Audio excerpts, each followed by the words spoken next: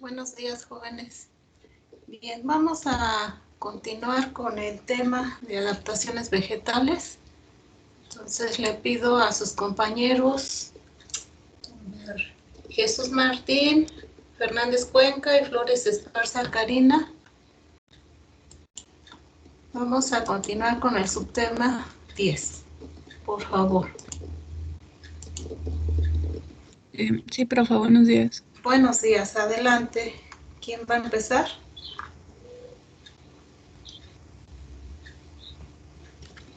Bueno, en este tema menciona que los vegetales desarrollan adaptaciones en respuesta a los cambios en la precipitación y humedad del suelo.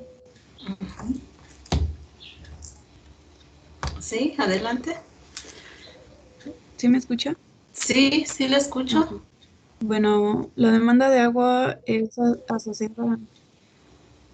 Ok, la demanda de agua es asociada a la temperatura, ya que a medida que sube la temperatura, la presión de vapor se eleva de manera similar, lo cual aumenta la tasa de transpiración.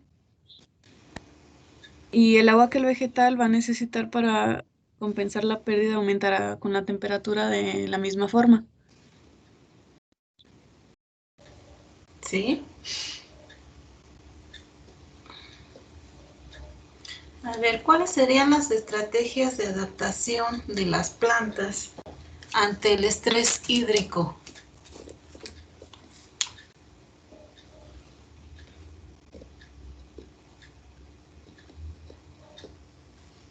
Sí, Gabriela, Karina.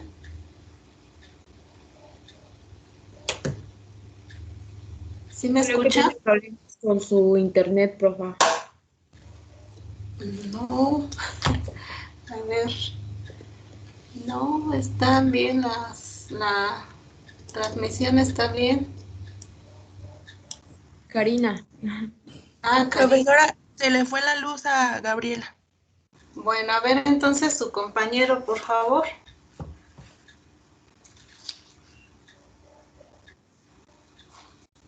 Adelante. Bueno, a ver, vamos a hablar un poquito entonces de esta primera parte. A ver, su compañero, ¿me escucha? Jesús Martín. Profa, me dijo que tuvo un accidente y no podía conectarse. Bien. Entonces vamos a ver este tema en la relación entre la temperatura y la demanda del agua. Influye en las adaptaciones de los vegetales. Comienza aquí, los vegetales pues han desarrollado adaptaciones en respuesta a las variaciones de luz, precipitación, humedad y también en cuanto a la temperatura, ¿no? Por aquí una de las adaptaciones, primero como proceso el segundo proceso de la fotosíntesis pues es la respiración, ¿no? Ahí es la pérdida de carbono por este proceso, ¿no? Pero aunado de esto se pierde carbono y también agua. Entonces, en este proceso de transpiración, pues está en función de la temperatura, ¿no? Y también es la temperatura, esa pérdida de agua por el vegetal, pues está en función de la presión de vapor a saturación que se encuentra en la atmósfera, ¿no? Por ahí mencionábamos, si tenemos un aire muy seco, pues recuerdan, mediante el proceso de difusión, pues ahí se pierde el agua o pierde el vegetal el agua y cómo la tiene que reponer, pues a través de ese potencial hídrico, ¿no? Entonces, este proceso de transpiración responde a ese gradiente de vapor de agua, primero en el interior de la hoja, luego hacia el exterior y por consiguiente a la atmósfera, ¿no? También aquí algunas de las adaptaciones que preguntaba su compañera, cuando existe sequedad en la atmósfera, cuando tenemos un 10%, siempre se los he remarcado, es cuando tenemos una sequedad en la atmósfera o en el suelo, pues los vegetales responden primero parcialmente, cierran los estomas y los abren por periodos de tiempo más breve. Ahora, Cuando es un episodio de estrés hídrico, ahí es falta de agua, un vegetal cierra sus estomas durante las horas más calurosas del día y reanuda su actividad por la tarde, ¿no? Cuando está la atmósfera más fresca, se podría decir, y la temperatura ha bajado. A medida que el agua escasea, el vegetal abre sus estomas solamente en condiciones más frescas y húmedas, generalmente por las mañanas. Ahora, ¿qué implica para un vegetal el cerrar los estomas? Primero, pues ya no hay captación y difusión de ese CO2 al interior de la hoja. Por otra parte, pues se reduce el proceso de fotosíntesis, ¿no? Pero también aquí el hecho de la transpiración, pues también implica, y el tener agua, un enfriamiento en la hoja, ¿no? Bueno, entonces aquí como resultado, pues la fotosíntesis, la tasa disminuye y la temperatura de la hoja se eleva.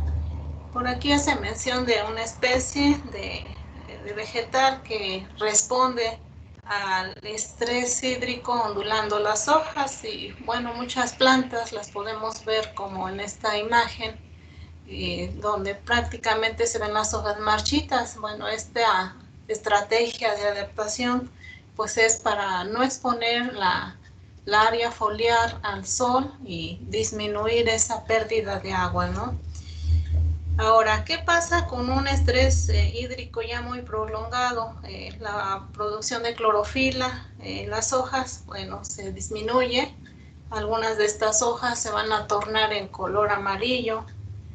Y en caso de especies, ¿no?, donde tenemos una marcada estación de temperatura, las hojas van de amarillos a colores ocre y los vemos como los colores que decimos otoñales, ¿no? Esa es otra estrategia de adaptación, el no gastar energía en la producción de nuevas hojas o mantenerlas, en este caso, cuando en primer lugar sería por las bajas temperaturas y la no disponibilidad de agua, ¿no? O nutrientes también. Ahora, ¿qué pasa cuando tenemos condiciones de una sequía más prolongada? Los árboles pueden mudar las hojas. El ejemplo, ¿no?, que tenemos aquí en las selvas bajas caducifolias. En la época de sequía, pues los árboles sobre todo pierden sus hojas, ¿no? Y empieza la generación de nuevas hojas al inicio de la lluvia, ¿no? Bueno, aquí de acuerdo a el nombre que recibe, ¿no?, son los caducifolios de sequía. Incluso por ahí tenemos selvas bajas caducifolias, ¿no? A eso se denomina. Bien, voy a continuar con... Ahora, aquí vamos a ver ya las rutas fotosintéticas de la mayoría de las plantas C3, C4 y las CAM, ¿no? En una planta C3, la absorción de la energía lumínica y la transformación del CO2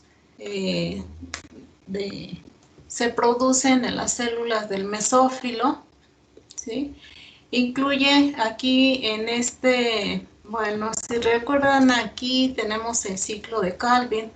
A través de los estomas, pues hay ese intercambio de primera absorción del CO2, dióxido de carbono, pues necesita aquí para transformarse en azúcares, pues necesita de primero una ribosa bifosfato, son enzimas de la ribosa bifosfato, y una enzima rubisco que por ahí menciona es el catalizador, es el que acelera esta descomposición del CO2 y transformarlo en en 3 moléculas de fosfoglicolato, ¿sí?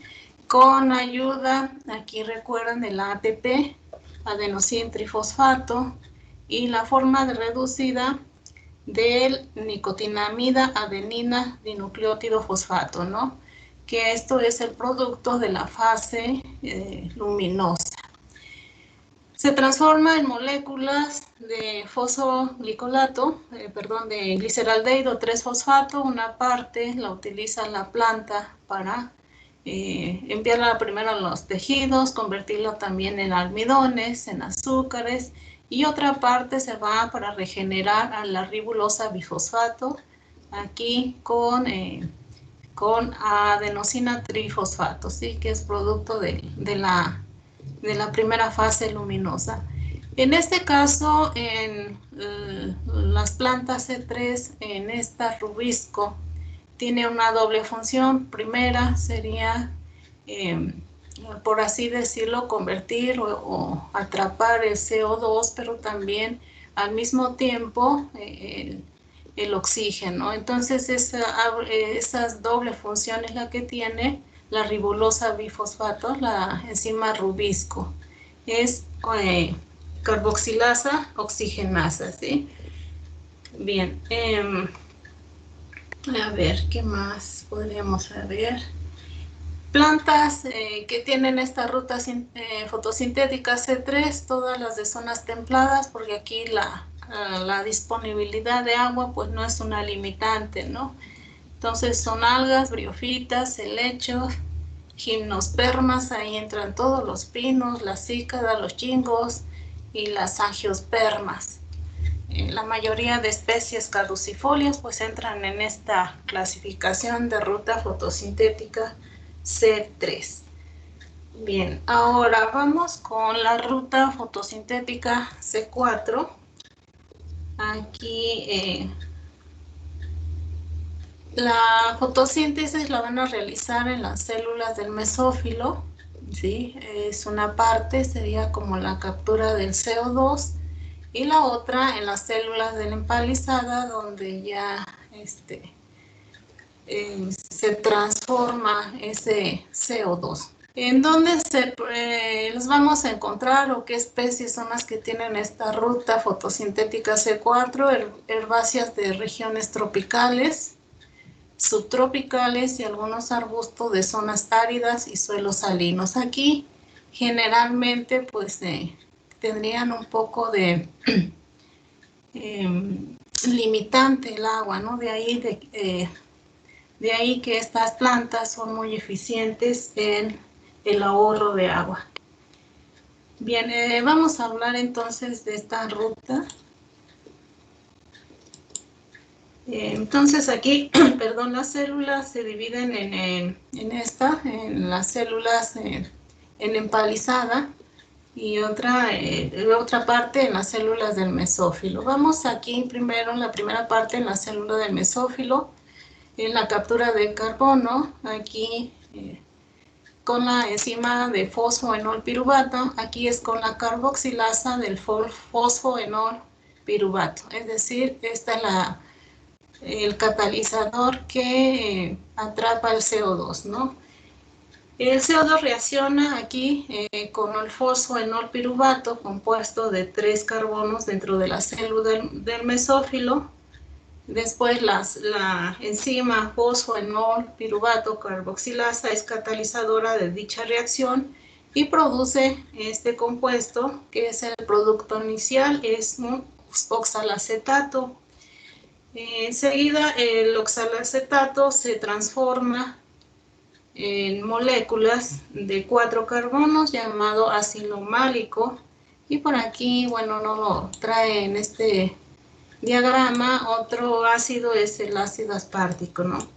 Estos ácidos son transportados después a las células de empalizada.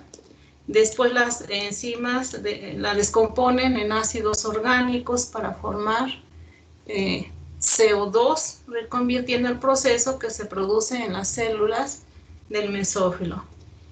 En las células ya en empalizada, el CO2 se transforma en azúcares, aquí también por medio de la enzima rubisco. Es una enzima ribulosa 1,5-bifosfato, y la enzima rubisco utiliza lo mismo. Aquí ya sería propiamente el ciclo de Calvin. La ribulosa bifosfato con el CO2, estas son las dos enzimas. Esta enzima es la catalizadora. Bueno, aquí se produce el fosfoglicolato. Aquí una parte, falta aquí el G3P. el G3P es gliceraldehído 3-fosfato, una parte, aquí es el mismo ciclo de Calvin, aquí una parte se va a los tejidos de transporte, otra parte se va para almidones, y bueno, recuerden aquí de 6 moléculas, una se va a esto, los tejidos, almidones, y 5 moléculas se van para regenerar otra vez la ribulosa bifosfato. Aquí recuerdan, intervienen los productos de la fase lumínica, que es el ATP y el NADPH. Bien, esta sería como la ruta C4, ¿no? Ventajas que tiene, primero la fosfoenol piruvato, aquí desde esta parte no interactúa con el oxígeno, aquí únicamente se limita a atrapar o a capturar el dióxido de carbono, ¿no? Otra ventaja es la conversión del ácido málico y el aspartico dentro de las células de la empalizada, pues aumenta más esta concentración de CO2, ¿no? Entonces es más eficiente esta ruta para concentrar y convertir el dióxido de carbono en azúcares, y el resultado de estas plantas pues es una tasa máxima de fotosíntesis, ¿no? También estas plantas, otra ventaja que tiene las plantas C4, que presentan una mayor eficiencia en el uso del agua por la apertura del estoma, ¿no? Y pierden menos agua y fijan más carbono, serían las ventajas. La desventaja para estas plantas es que tienen un gasto energético mayor debido a la necesidad de producir el fosfoenol piruvato, y también la enzima fosfoenol piruvato carboxilasa, ¿no? En la que captura o retiene el CO2. Y bueno, ya mencioné, la mayoría pues son especies de zonas tropicales, algunos arbustos de zonas áridas y arbustos de suelos salinos. Bien, ahora vamos con el siguiente, que son las plantas del proceso ácido crasuláceo, el CAM. Primero, los desiertos calurosos del mundo, las condiciones ambientales son aún más rigurosas. Aquí recordemos la limitante es el agua, aunque tenga mucha radiación, mayor temperatura, pues el agua es el factor limitante, ¿no? Las plantas que ajustan este tipo de fotosíntesis CAM son vegetales del desierto, la mayoría son especies suculentas de la familia Cactaceae, Euphorbiaceae y Crasulaceae. Por aquí los tenemos, ¿no? En esta imagen. Aquí utilizan el metabolismo ácido crasuláceo, es una presión de selección. Aquí recordemos, hay una intensa radiación luminosa, baja disponibilidad de agua, bajas temperaturas en la noche, baja disponibilidad de nutriente y suelos muy salinos, ¿no? Bien, vamos a ir viendo un poquito aquí, a ver, permítanme.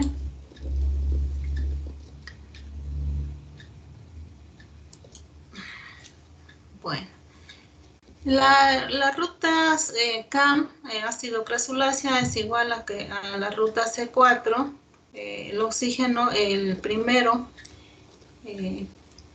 aquí en el mesófilo, en las células del mesófilo, se da primero en dos fases. Una fase es en la noche y otra fase es en el día.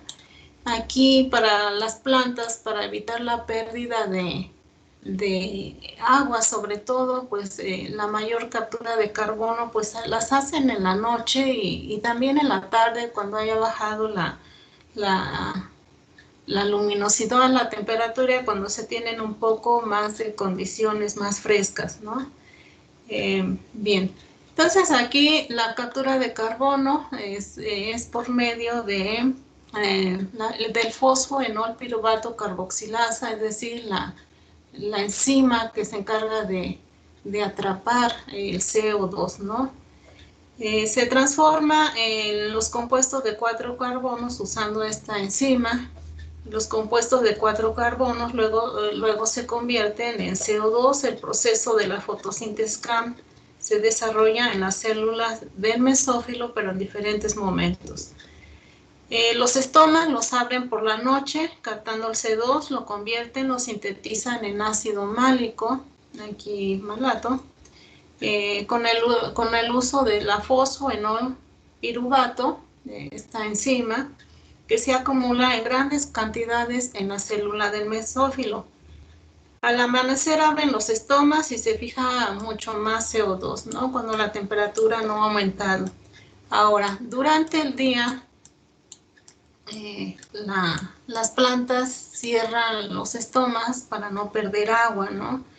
Entonces el ácido málico se descarboxila, produciendo CO2, el dióxido de carbono, y es catalizado también por la enzima rubisco y se transforma entonces en azúcares en el día, ¿no? Al atardecer se agota este ácido málico y se vuelven a abrir los estomas y entra otra vez el CO2 fijado por la enzima rubisco. Y bueno, aquí no hay síntesis, no hay una degradación del ácido málico o síntesis de nuevo ácido, ¿no? Ahora, desventajas: la ruta fotosintética CAM es lenta e ineficiente en la fijación de CO2, pero al abrir sus estomas por la noche, cuando las temperaturas son más bajas y la humedad relativa es más alta, los vegetales CAM reducen la pérdida de agua a través de la transpiración. Una sería esa. La ventaja es que no pierden tanta agua por transpiración, ¿no? También estos vegetales pueden responder a la disminución de agua disponible en el suelo, al incrementar la asignación de carbono. Por ahí ya lo mencionamos. Toda la asimilación de carbono pues la envían a las raíces para primero, las raíces recuerdan un sistema reticular muy amplio, pues lo que hace es explorar el suelo y obtener el recurso limitante que es el agua, ¿no? ¿Qué más? También las raíces, pues dar acceso al agua y a los nutrientes. Ahora, la desventaja es que tienen una reducción en la superficie foliar, disminuyen la cantidad de radiación. Y bueno, sería ventaja, ¿no? El no poseer hojas, pues pierden menos agua, interceptan menos la radiación y menos transpiran. Ahora, una reducción en la superficie foliar disminuye la disponibilidad de agua. En realidad es un efecto combinado de la disminución de carbono, la producción de hojas y los cambios de la morfología de la hoja. Aquí lo vemos, ¿no? Muchas de estas especies pues tienen cutículas muy cerosas, arbustos, las hojas son micrófilas muy pequeñas, cutículas muy cerosas, algunas tienen pelillos para irradiar esta o reflejar la luz, ¿no? ¿Qué más? Algunas especies pues cuentan con hojas con filamentos que dispersan esta radiación. Y nada más, ¿no? Reducida superficie foliar, en algunos casos pierden por completo las hojas y se transforman en espinas. Y pues nada más. Por último, aquí menciona su libro. En estas especies pues pueden presentar alguna plasticidad fenotípica, ¿no? Si tenemos una especie de zonas áridas y la ponemos en condición de sombra, pues cambia su forma, incluso pueden elongarse, ¿no? Cambiar de color, etcétera. Entonces, las plantas que presentan esta plasticidad, aparte de las éricas, son también las plantas C3, ¿no? Recuerdan, la planta C3 no tiene limitante del agua, pero si la ponemos bajo condiciones donde el agua sea la limitante, cambia la forma, incluso la forma de las hojas, ¿no? El tamaño, podría decirse, de las hojas de estas especies y el tamaño de los individuos. Bien. Continuamos con el punto 10. Bueno, está aquí pues nada más el mecanismo fotosintético C4. Se lleva en dos estructuras, célula de mesófilo y la estructura de empalizada, ¿no?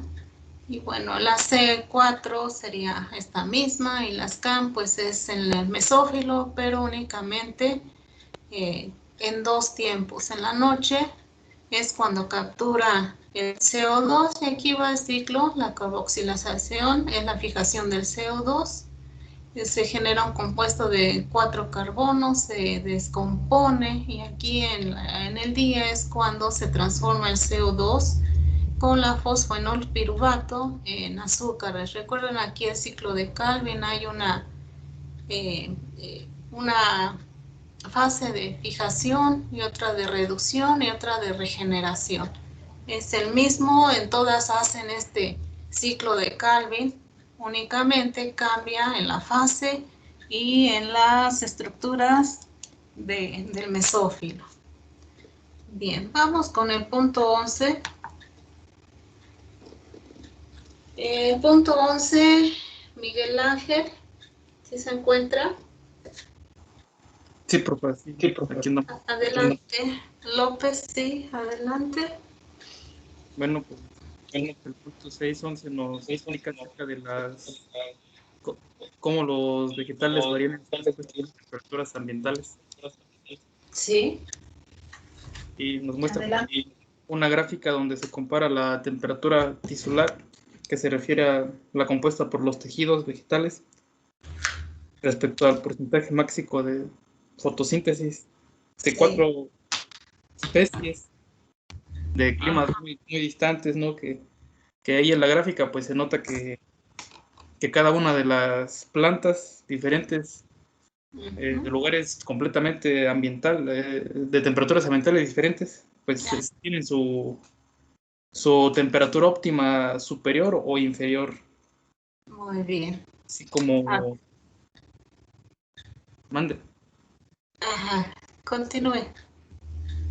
Así como en el otro lado, que se muestra la otra gráfica de una especie de eucaliptos, pero en dos variedades, que es la saligna y la Daips. Ay, ¿dónde está? Creo que no la puse. Oh, ya. Bueno, eso es como igual para comparar con la disponibilidad hídrica que se comentaba anteriormente, de cómo a mayor disponibilidad hídrica aumenta su biomasa en relación al agua que se le proporciona en mililitros al día.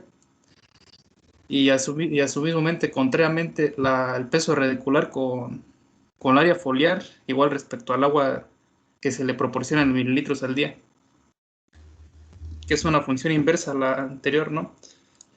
Y pues, bueno, en realidad lo principal de ¿cómo se llama? De esta partecita, pues es ilustrar cómo las diferencias para las especies que corresponden a las diferentes temperaturas que habitan las especies tienden a encontrarse una variación entre los ambientes más frescos y los ambientes más cálidos. A ver. Bueno. Primeritito, habla de las curvas de respuesta. Es respuesta de la fotosíntesis contra la temperatura, ¿no? Aquí habla de 3 momentos o 3 rangos para cada especie. Aquí lo tenemos. Cada especie tiene una temperatura mínima, una máxima y una óptima. En primer lugar habla de esto, ¿no? El ejemplo aquí, la respuesta, pues tendría, aquí es la fotosíntesis, lo que captura de CO2, y aquí la producción, ¿no? El ejemplo aquí para esta especie es de menos 10 a 50 grados de temperatura, la óptima pues está aquí entre 20 y 30, por aquí lo menciona, ¿no? Sin embargo, aquí vemos la mayor tasa de fotosíntesis para esta especie, pues hasta a 25 grados es cuando tiene la mayor tasa de fotosíntesis. Pasando de este umbral, ¿qué pasa con el proceso de respiración? Aquí incluso, ¿no? Cuando se está produciendo más fotosíntesis, la respiración baja. Cuando aumenta la temperatura, el proceso de respiración aumenta, ¿no?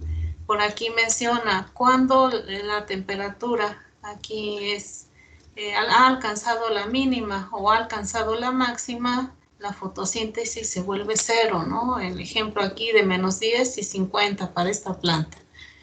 Ahora, lo que usted está mencionando aquí, ¿cómo son las respuestas fotosintéticas de estas plantas, ¿no? El ejemplo primero, la primer planta es una, a ver, no se distingue, es el Neuropogon acromelanus, es un líquen del Ártico, es este. La segunda es la Ambrosia chamisonis, un vegetal de dunas costeras frescas, es este. La tercera, la Triplex, es un arbusto de desierto, aquí lo vemos, y siempre activo, dice en verano. El otro, Pidestromia oblongifolia, perenne del desierto, aquí está. Entonces aquí vemos, primero es bajas temperaturas y todos estos serían altas temperaturas, ¿no? Lo mismo, aquí está representado, ¿no? Porcentaje máximo de fotosíntesis del líquen del Ártico. Aquí la mínima, pues -4 y un máximo hasta 20, pero ¿cuál es su óptimo? Sería aquí es donde tiene mayor tasa fotosíntesis a los 5 grados centígrados, ¿no? La siguiente es la Ambrosia. Esta tiene aquí temperatura mínima, posiblemente de 12 grados, una máxima de 35, pero la óptima está en los 15 grados. En condiciones más frescas, es la que está en las dunas de playa.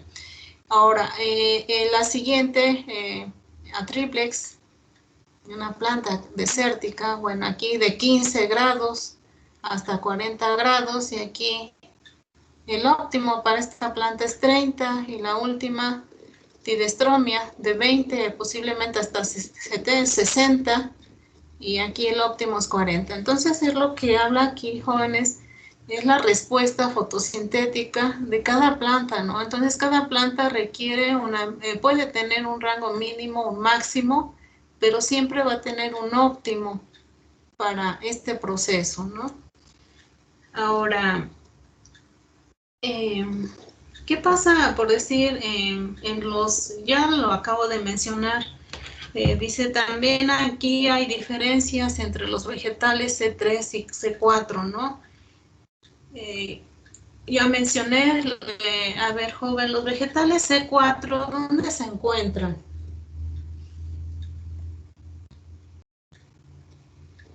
En los desiertos. ¿Los C4? Ah, C4. En suelos salinos o suelos secos. Suelos secos. Lamento a los perros. ¿En qué regiones?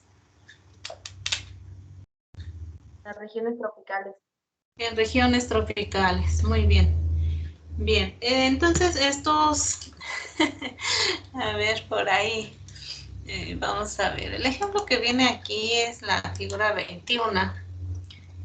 Aquí los rangos de temperatura para estos van entre los 30 y 40 grados. Aquí tenemos vegetales C3, C4, un vegetal C3 sería este.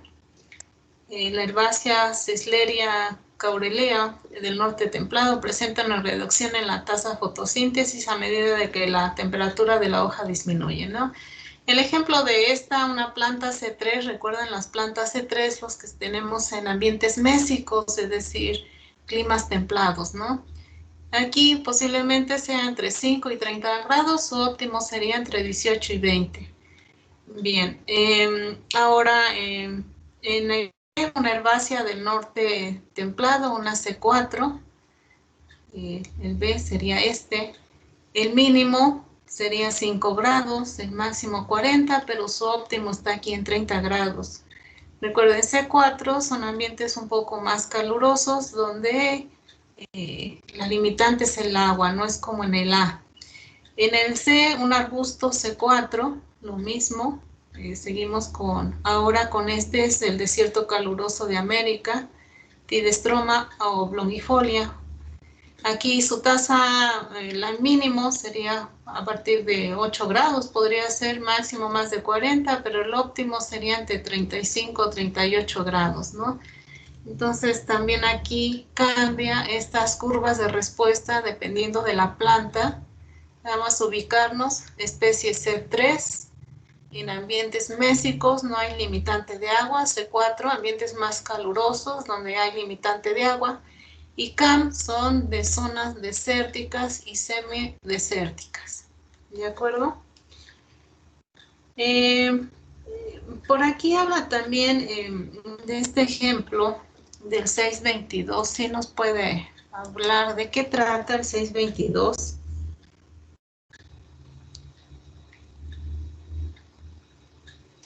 El 622. Ah, sí, sí, sí.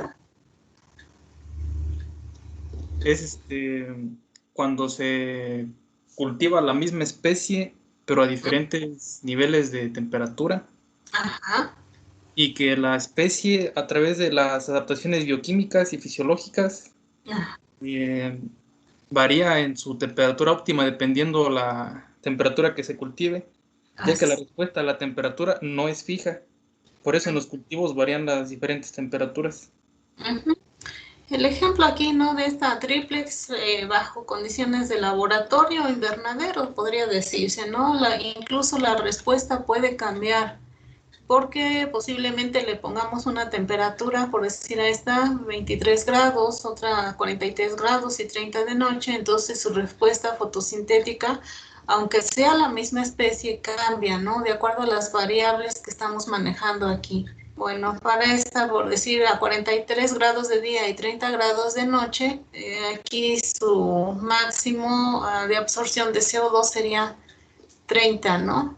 Ahora, para esta es la misma especie, pero ahora con una temperatura de 23 grados en el día y 18 grados en la noche, pues sería, miren, captura más, pensaría que sería, miren, yo había pensado esta, porque es una especie de, triplex es de desierto, se supondría que necesitaría más temperatura, pero no, miren, da curioso. Bueno. Entonces cambia la respuesta cuando las manejamos en condiciones controladas o de invernadero. Muy bien, aunque sea la misma especie. Ver. En el punto 11, vamos ahora con ya vimos con las adaptaciones de temperaturas extremas muy cálidas, ¿no? Cerrar estomas, abrirlos en determinadas horas del día. Otra sería, pues, enrollar las hojas, etcétera. Bien, ahora vamos con los mismos vegetales, pero en respuesta a las temperaturas ambientales cuando hace mucho frío. ¿Qué hacen las especies cuando hace mucho frío?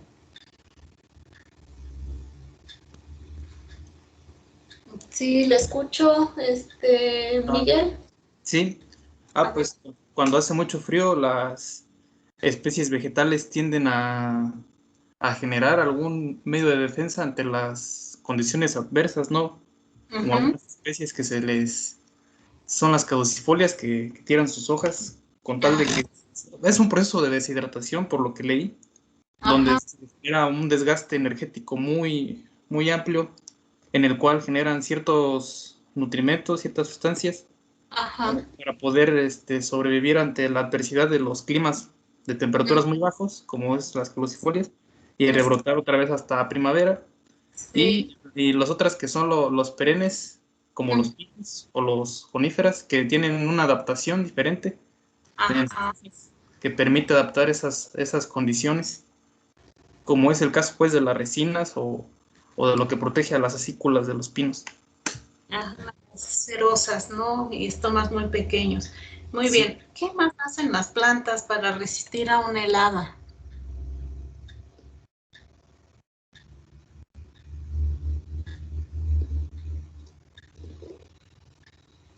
Incluso por ahí en nuestras clases de agronomía nos dicen, no, antes de una helada hay que darle un riego a la planta. ¿Qué hacen las plantas para que no se quemen, por decir? Esa que sería la adaptación a las temperaturas muy bajas.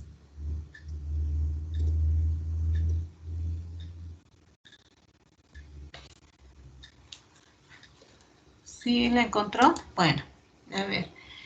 Por aquí los vegetales van a sintetizar y distribuir sustancias tales como azúcares, aminoácidos y otros compuestos que funcionan como anticongelantes, disminuyendo la temperatura a la que se produce la congelación. Por decir aquí, no encontré mucho, pero en forma ilustrativa, ¿no? Proteínas anticongelantes se enlazan a la superficie de los cristales del hielo, impiden que estos cristales se hagan más grandes, ¿no? A medida que la temperatura desciende, el agua intracelular comienza a congelarse y a concentrarse, provocando por ósmosis que el agua intracelular salga del exterior. Es cuando se desnaturaliza la célula, ¿no? Y vemos las plantas como quemadas. Este proceso provoca en las plantas no adaptadas una desecación y contracción que da lugar a la muerte celular, ¿no? Solutos crioprotectores como la glucosa y la urea se acumulan dentro de las células a fin de igualar el desequilibrio entre el interior y el exterior de la célula para prevenir esta pérdida de agua y los daños celulares. De hecho, cuando vemos las plantas quemadas por una helada, pues ahí se deshidratan completamente las células, ¿no? Otro protector son las acuaporinas, proteínas presentes en la membrana, regulan el flujo de agua de manera más rápida que la propia membrana, pero sobre todo lo hace de forma selectiva, aquí contribuyendo a soportar la congelación, ¿no? Entonces, algunas plantas, pues, muchos azúcares sintetizan estas sustancias que protegen de una deshidratación durante una helada, ¿no? Otras, como dijo su compañero, serían las adaptaciones de las plantas que soportan estas heladas, producir estas sustancias derivadas del azúcar para protegerla. La otra sería las especies caducifolias, ¿no? Por ahí intervienen algunas, el ácido abscísico, sobre todo, que hace que estas hojas caigan, ¿no? Esto, recuerdan por ahí, el crear o el emitir una nueva hoja, pues es un gasto de energía. Entonces, estas especies caducifolias de invierno, pues ahorran esta energía en producir nuevas hojas y lo que hacen es, pues, tirarlas, ¿no?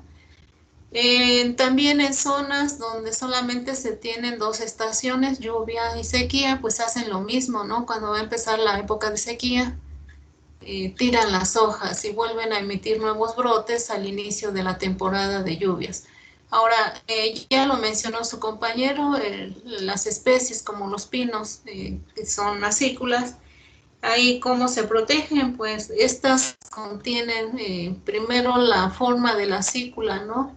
Una evita la pérdida de agua, los estomas son hundidos, otra contienen una concentración elevada de estos compuestos protectores en las acículas y por ahí pues les permite sobrevivir por más tiempo a las bajas temperaturas, ¿no? Bien, gracias compañero. A ver, Alan, por favor, Alan y Erika Ruiz y Ana. El 12.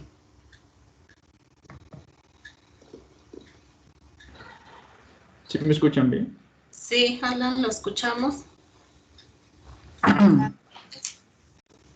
Pues en esta parte tenemos que hablan de los macronutrientes y micronutrientes. Los macros son los que son necesarios en grandes cantidades y los micros pues, en menores cantidades, pero son prácticamente igual de importantes. A ver, Alan, ¿para qué utilizan los macro y micronutrientes los vegetales? Los macronutrientes como el carbono, el hidrógeno y el oxígeno principalmente forman la mayoría de los tejidos, entonces son estructurales. Todo eso. Muy bien. Y a ver, otra pregunta. ¿Por qué se les llama macronutrientes? por eso que había mencionado de que se encuentran en mayor cantidad dentro de la planta. ¿Y micronutrientes? En menor cantidad. En menor cantidad. Muy bien. A ver, empecemos. ¿Cuáles son los macronutrientes? Son el carbono, hidrógeno, oxígeno, nitrógeno, calcio, fósforo, magnesio, azufre, sodio, potasio y cloro. ¿Cloro? No. Nada más son estos. Son 9. Entonces serían, miren, aquí está, estos son extraídos de la atmósfera, carbono, hidrógeno, oxígeno, y del suelo, nitrógeno, fósforo, potasio. Estos serían los macro. Los micro,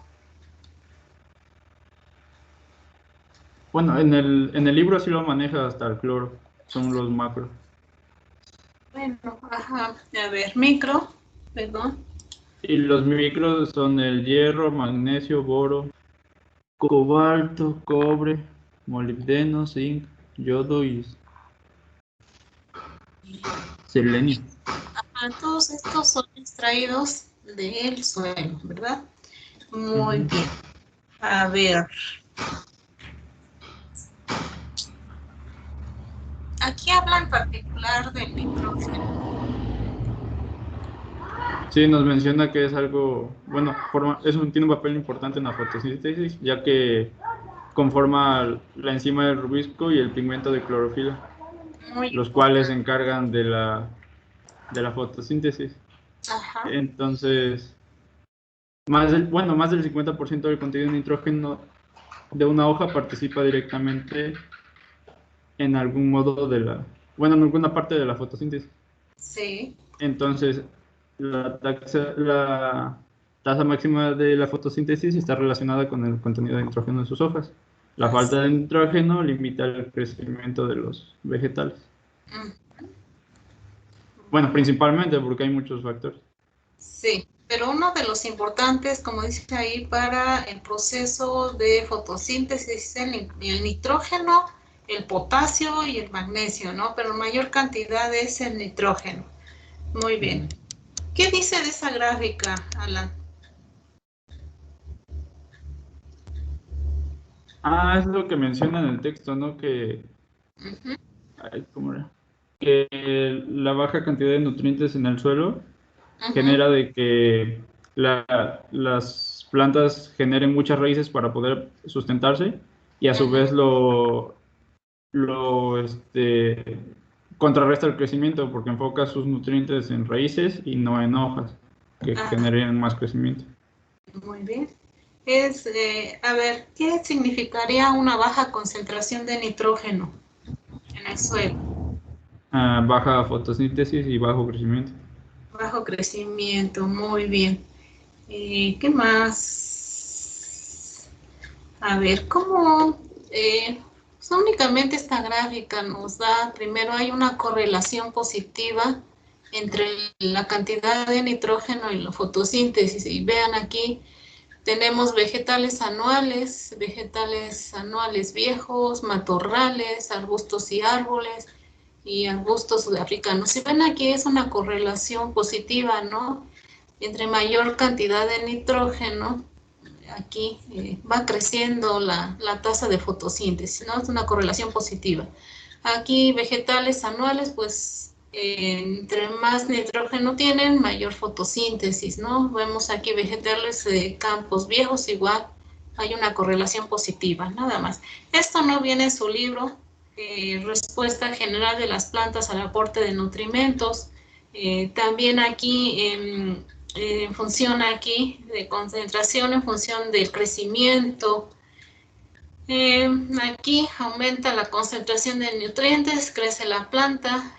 Si no tiene el suministro adecuado, una baja concentración, aquí dice, vamos a ver síntomas de deficiencia y el crecimiento se reduce, ¿no?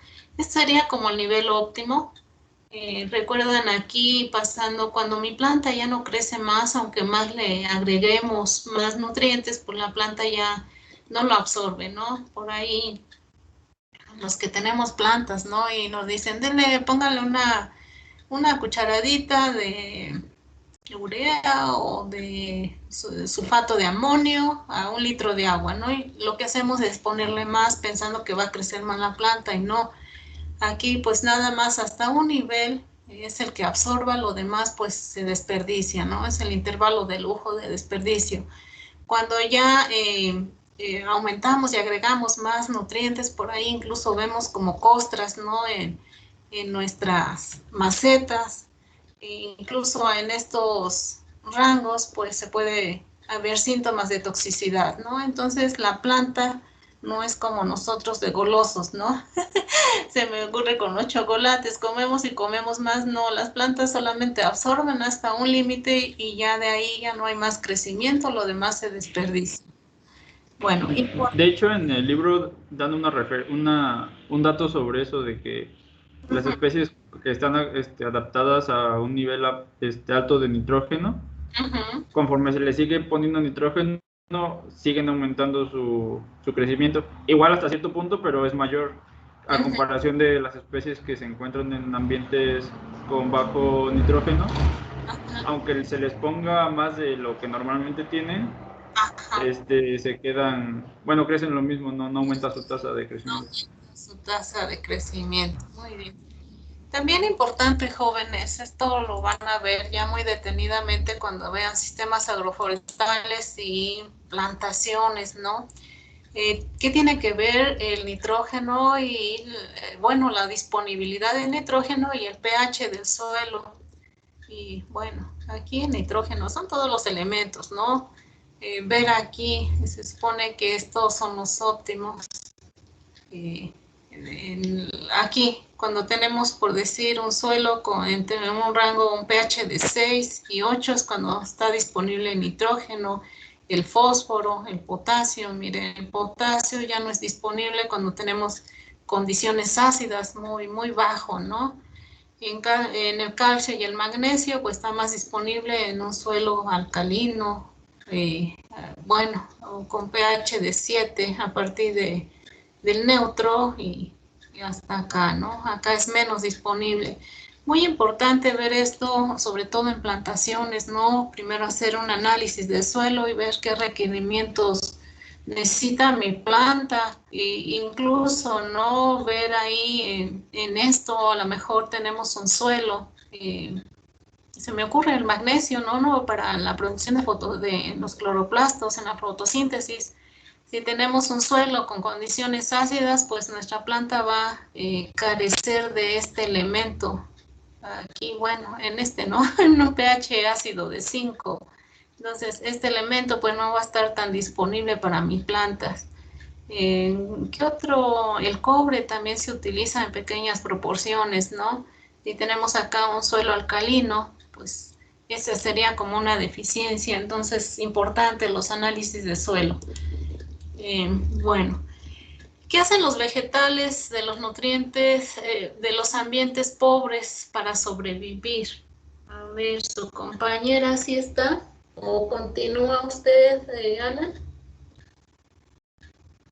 Creo que está en proceso de baja. Mire, no sabía. Bueno, entonces continúe, por favor, Alan. Pues, era esto que le mencionaba de que las plantas que tienen que están en condiciones de suelos con baja disponibilidad de nitrógeno,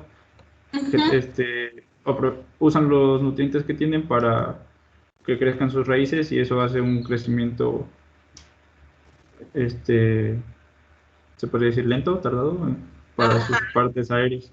Muy bien, presentan un crecimiento lento, incluso a árboles achaparrados, ¿no? ¿Qué más? Y dice que otra adaptación son la longevidad de la hoja. Como tienen, bueno, generar una hoja cuesta nutrientes y hay pocos en condiciones de bajo nitrógeno,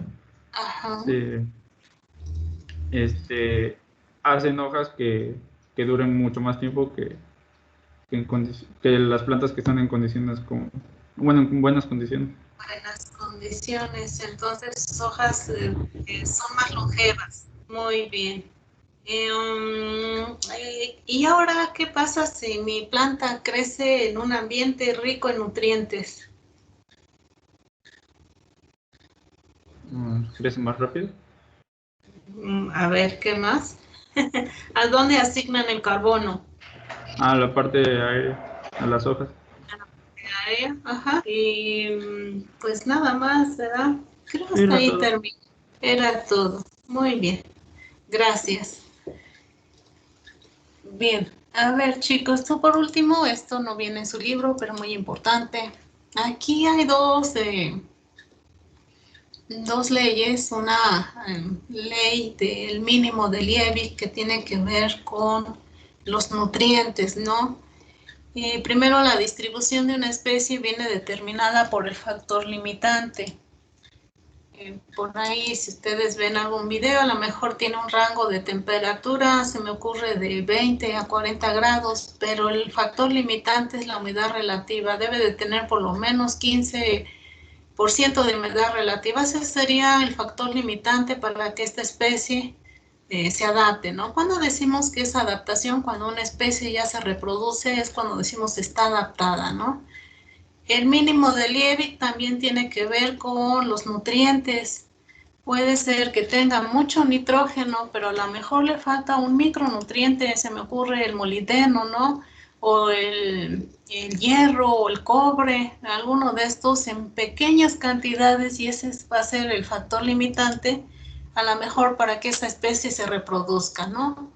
Entonces, esta ley del mínimo de Liebig indica el factor limitante, aquí dice, a ver, vamos a ver, la distribución de una especie viene determinada por el factor ambiental para el que el organismo tiene un rango de adaptabilidad o control más estrecho.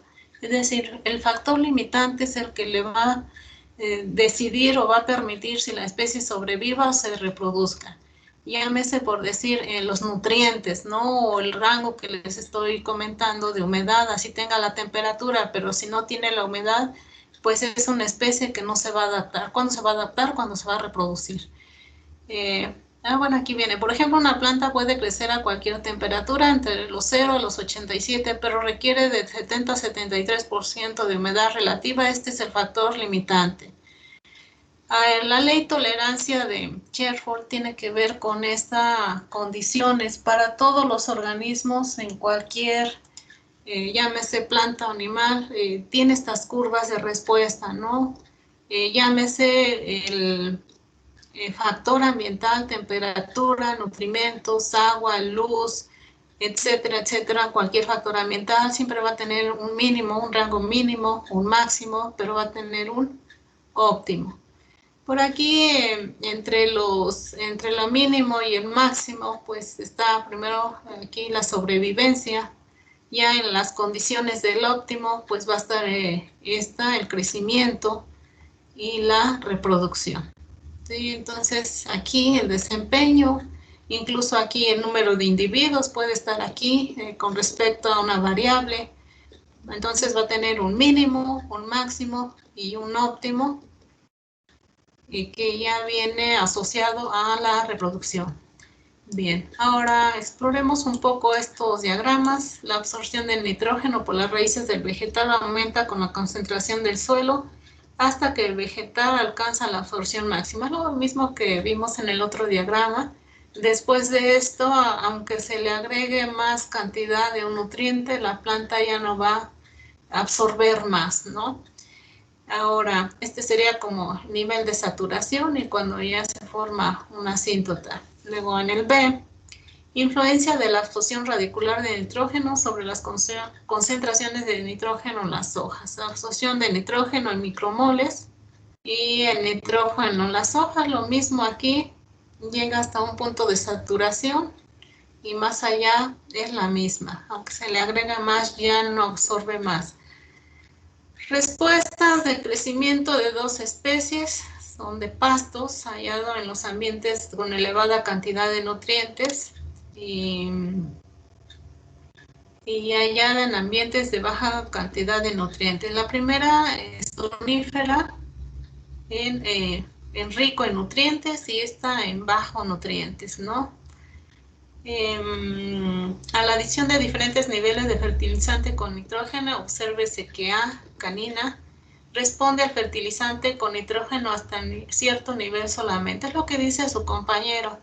Si creció en ambientes ricos, en ambientes pobres, en ambientes pobres, así se le agregue más cantidad de nitrógeno, va a poder absorber más. Aquí sería el nitrógeno. Aquí el peso del vegetal generalmente se calcula como materia seca, ¿no? Cantidad de materia seca. Entonces, aquí hasta los 27 partes por millón, después aunque se le agregue más, no come más, ¿no? No absorbe más. En cambio, esta planta, como crece en un ambiente donde el nitrógeno no es un factor limitante, aunque se le agregue más, pues sigue creciendo y creciendo, ¿no? ¿Hasta cuándo? Pues hasta un límite de saturación también no llega más allá. Esto ya lo mencionó su compañero, los que crecen en ambientes pobres de nutrientes y con alto contenido de nutrientes, ¿a dónde asignan el carbono? Esto, jóvenes, muy importante, ver únicamente el carbono, el nitrógeno, el calcio. Importante ver hacia dónde se asignan estos nutrientes, ¿no? O minerales. El calcio da rigidez a las paredes celulares, esencial para el crecimiento radicular y forma los tallos, los troncos, ¿no? El fósforo en el núcleo de las células. Y aquí, si hay deficiencia, se detiene el crecimiento, se atrofian las raíces y se retrasa la madurez. El magnesio para las tasas máximas de reacciones enzimáticas, parte de la clorofila. El azufre, a ver, ¿dónde voy? Perdón. Constituyente básico de proteínas, el sodio, mantiene el equilibrio hídrico de la planta, de las células. El potasio en la ósmosis, en el transporte del agua. Cloro aumenta la transferencia de electrones, también tiene que ver con el potencial hídrico. El fierro en la producción de la clorofila. El manganesa aumenta la transferencia de electrones del agua, entonces tiene que también que ver con el potencial hídrico. El boro, un micronutriente, inclusión en la división celular.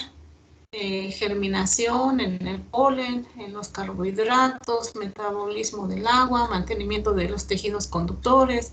Muy importante el boro, su deficiencia atrofia el crecimiento foliar y radicular y presenta amarillamiento en las hojas. El cobre, importante en los cloroplastos, en la tasa fotosintética. Un exceso disminuye la concentración de hierro en las hojas, se reduce el crecimiento. El molibdeno, para cianobacterias y bacterias, ayudan a fijar el nitrógeno del aire. El zinc forma sustancia de crecimiento, interviene en varios sistemas enzimáticos y bueno, ya en el campo y ya es una clase ya de fisiología y bueno, fertilización, y esto lo verán ustedes en plantaciones, ¿no? Ver los síntomas y signos de las plantas, ¿no? Y por aquí, deficiencia de nitrógeno, las hojas caracterizan por un tamaño más reducido y amarillentas, ¿no? Y así cada uno de más o menos de lo que podemos ver, los síntomas, los signos son los que podemos ver, ¿no? Es observable, por decir aquí, cuando le falta fósforo a la planta, las hojas se vuelven de color violáceo, ¿no? Cuando es deficiencia de potasio, deficiencia en la clorofila, en la punta de los márgenes de la hoja, las hojas se doblan hacia el invés, bueno, y ver así qué es lo que le falta a mi planta, ¿no? Ahora, ya analizando la planta, en la parte aérea, las hojas nuevas, aquí se pueden ver los síntomas de manganeso, molibdeno, calcio, boro, fierro, zinc, azufre y cobre. Y ya en la estructura de hojas más viejas puede ser síntomas de deficiencia de nitrógeno, fósforo, calcio y magnesio. Y bueno, esto pues les digo, lo verán en plantaciones. Lo importante para nosotros pues ver un poco de esto, en qué forma parte estos macro y microelementos en las plantas. Bien, vamos ahora con cuestiones de ecología.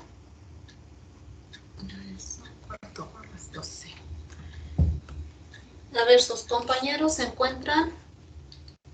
Marilú.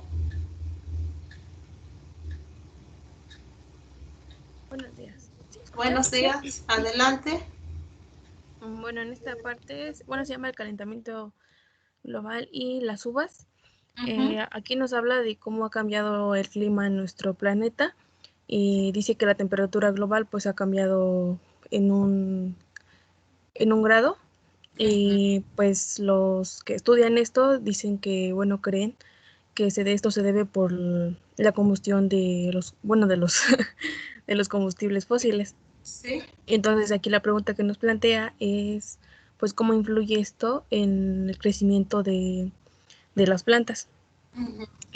Bueno, aquí nos menciona que hay dos medidas relacionadas con la cantidad de calor y que pues van relacionadas con el crecimiento de las plantas.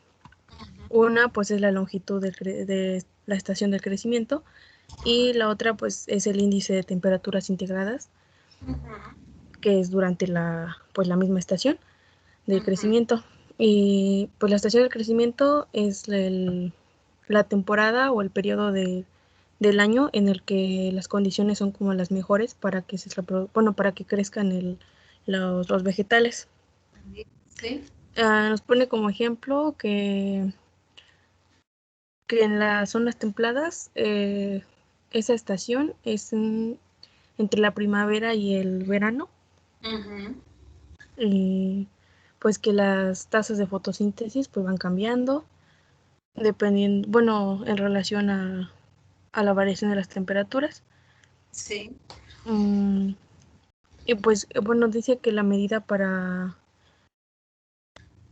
esa variación es el índice de grados día de crecimiento, que es, bueno, está abreviado con GDDS, ese minúscula, y dice que cada especie pues tiene un propio requerimiento y aquí los ecólogos toman en cuenta como una temperatura mínima los 5 grados. Sí. Y entonces para calcular ese índice tomamos el valor de la temperatura diaria promedio y le restamos los 5 que se consideran. Ajá. Entonces, por lo tanto, solo se mide esto en las plantas que obviamente tienen una temperatura promedio arriba de 5. Entonces, pues nada más se realiza la resta y nos ponen el ejemplo de 12 y pues menos 5 y ya, pues da el 7. Y pues ahí como mencioné, pues solo se calcula para esos días que tengan promedio de arriba de 5. Y pues bueno, más adelante ya nos habla como de ejemplos de cómo ha variado la temperatura y dice que hay un incremento más rápido en las temperaturas mínimas. Pues nos pone un ejemplo de que hay más, bueno, las heladas en algunos lugares empiezan antes del tiempo que se presentaban hace varios años. Hace 50 años, ¿no? Ajá, 50 años. Y entonces, pues aquí nos habla de que estas variaciones de temperatura, el calentamiento, pues afecta, bueno, tiene efectos positivos y negativos en las especies. Dice que, por ejemplo, en un lugar que alguien requiera sembrar algún cultivo que requiera pues más calor, pues sí lo beneficiaría, pero que sí afectaría, por ejemplo, a la agricultura. Y pone, bueno, ya después viene el tema de las uvas, que por ejemplo en la productividad de uvas para el vino, que sí hay un aumento de producción, pero que igual por el momento digamos que pues por un tiempo dice que esos beneficios, por así decirlo, son efímeros, porque tarde o temprano pues esto va a seguir aumentando y ya no le va a beneficiar tampoco a las uvas. Sí, habla en sí de la región productora de vinos de California, ¿no? Por aquí habla del Valle de Napa y el Valle de Sonoma. Estas regiones son, primero, son tipo de vegetación mediterránea, donde las lluvias aquí es al contrario, son en diciembre, ¿no? al contrario de nosotros que son en julio, el periodo de lluvias aquí son en diciembre. Y pues es un tipo de vegetación donde hay mucho encino adaptado a regímenes de fuego, ¿no?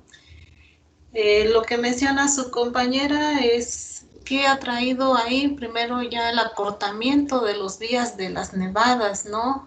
Temperaturas más cálidas y dice ha beneficiado a la producción vitivinícola, ¿no? Por ahí incluso dice en cuanto a la producción, en cuanto a la calidad de la uva, pues se ha mejorado por el aumento de calor. Pero si bien es cierto lo que menciona su compañera, en algunos cultivos, sobre todo de que requieren horas frías, pues no van a prosperar en estos ambientes donde ha aumentado la temperatura, ¿no?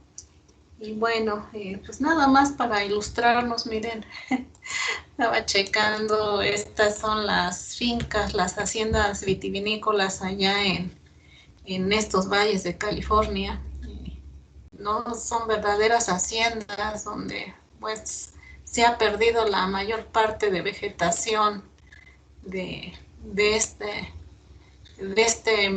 se puede decir, ecosistema mediterráneo para únicamente plantar viñedos. Y esta es la panorámica que vemos. Y pues ya lo mencionó su compañera, para algunos cultivos, los que requieren mayor calorcito, pues sí se benefician, negativos, pues para aquellos sobre todo que requieren horas frío, ¿no? Ahí pues se va a colapsar. Gracias. ¿Qué fue? Perdón. Marilu, gracias. A ver, César, pasamos a perfil de investigadores, ya para concluir este tema. ¿Se encuentra su compañero? ¿No quedó César? Bueno, no está. Vamos a... Bueno, a ver, en 10 minutos voy a tratar de explicarlo. Aquí es perfil de investigadores por esta investigadora Kaoru Kitajima del Departamento de Botánica de la Universidad de Florida. Aquí habla sobre la disponibilidad de la luz para un vegetal. En ambientes terrestres pues va a residir entre los árboles vecinos que tenga el árbol, ¿no? Aquí los árboles más altos pues son los que van a interceptar más la luz y la luz que llegará al suelo pues será mínima. No hay pues para los árboles que están en el sotobosque o en el piso forestal, pues las tasas de crecimiento y fotosíntesis pues van a ser más reducidas. Bueno, aquí dice en ningún lugar este efecto es más visible que en el suelo de un bosque de una selva tropical, donde las intensidades de luz al menos son del 1% de las que llegan al suelo, ¿no? Por aquí habla de un efecto, de una dinámica que se da en las selvas, ¿no? Cuando cae un árbol, pues se habla de lo que se llama un claro, aquí lo llama como una isla, ¿no? Y es donde aprovechan muchas especies con esos claros para germinar y para crecer, ¿no? Con el tiempo, estos espacios se vuelven a cerrar a medida que los individuos crecen, extienden sus copas y bueno, y vuelve otra vez la penumbra en el sotobosque, ¿no? El objetivo de esta investigación, de esta investigadora, es investigar el modo en que estas variaciones extremas entre la disponibilidad del suelo del bosque han influido en la evolución de las especies de la selva.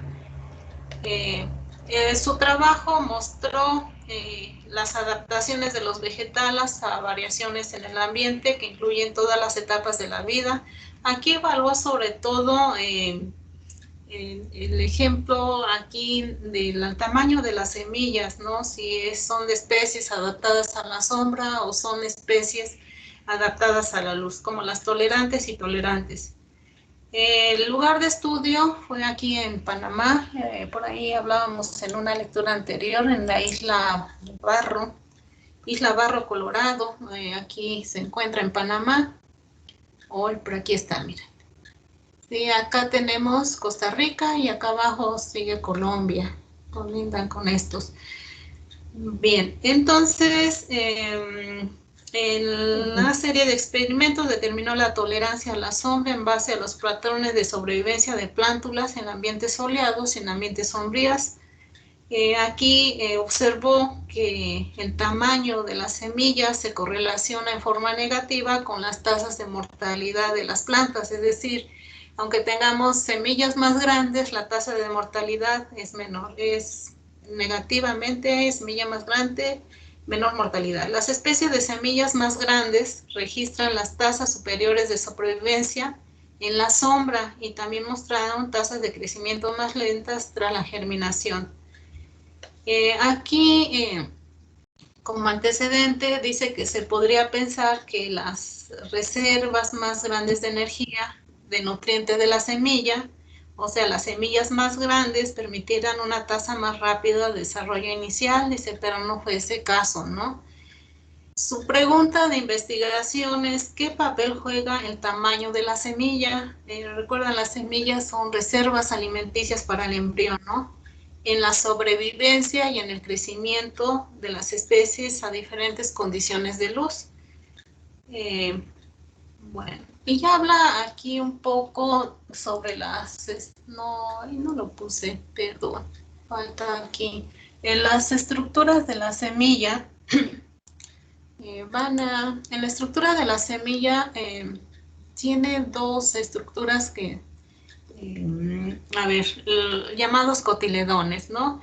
Por aquí recuerden sus clases de botánica cuando es germinación epígea y cuando es germinación hipogea. Epígea es cuando la semilla sube a la superficie del suelo, ¿no?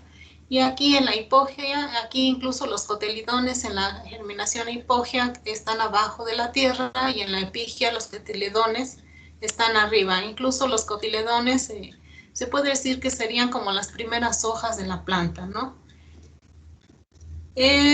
Cuando germina una planta, los cotiledones transfieren materia de reserva de la semilla, lípidos, carbohidratos, nutrientes a los primeros brotes y a las raíces. Entonces, en la epígea, los cotiledones quedan arriba, serían las primeras hojas, podríamos decir, y en la hipogea quedan abajo del suelo.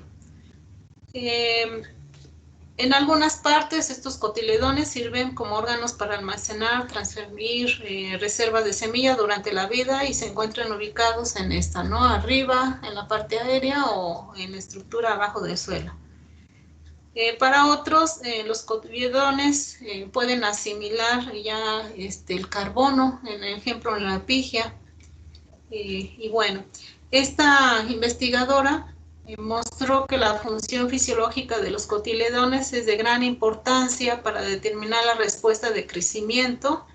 Realizó un experimento que constaba de 3 especies en cuanto a la función del cotiledón y la tolerancia a la sombra, ¿no? Cultivó plántulas en 2 niveles de luz, a 23% de sol total y en sombra al 1% total. ¿Y qué variables midió? La biomasa y el área foliar, ¿no? El tiempo de experimentación, 40 días después de la germinación, y empezó a tomar las variables. Determinó la diferencia entre el crecimiento de los individuos crecidos en ambiente y en sol. Resultados: las semillas más pequeñas de las especies intolerantes a la sombra, o sea, las especies que se crecen en luz, tenían cotiledones fotosintéticos y desarrollaron hojas antes que las especies tolerantes a la sombra. Entonces aquí, lo vemos aquí, ¿no? Las especies serían estas, tolerantes hasta intolerantes, las que crecieron en la sombra y las que crecieron en el sol. Primero, estas diferencias reflejan 2 estrategias en el uso de la reserva. Las especies intolerantes a la sombra, o sea, las que crecen en el sol, invierten sus reservas en la producción de hojas para un rápido desarrollo, ¿no? Las especies tolerantes a la sombra mantuvieron sus reservas de las semillas como almacenamiento, es decir, quedaron como aquí, como las hipógeas, ¿no? ¿Qué más? Pues ya nada más, hasta aquí le dejamos. Todavía continúa la segunda parte. Y lo importante aquí, las tasas de crecimiento de especies tolerantes a la sombra fueron más superiores que las especies intolerantes a la sombra, ¿no? Y pues nada más, jóvenes, aquí está largo, pero faltó, bueno. Lo dejamos aquí, recordar un poquito esto, entonces depende del tipo de germinación, es el uso de estas reservas.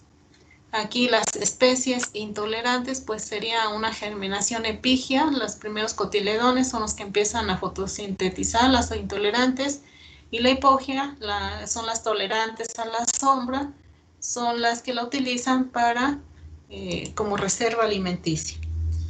Y nada más. A ver, chicos, regreso. Regresa, permítame. A ver, quedamos el miércoles el examen, jóvenes. ¿De acuerdo? Y el próximo miércoles el examen va a ser a las 12, entonces tenemos clase. Preparen el grupo, el quinto 2, le toca el tema 7, entonces preparen la parte que les toque, por favor.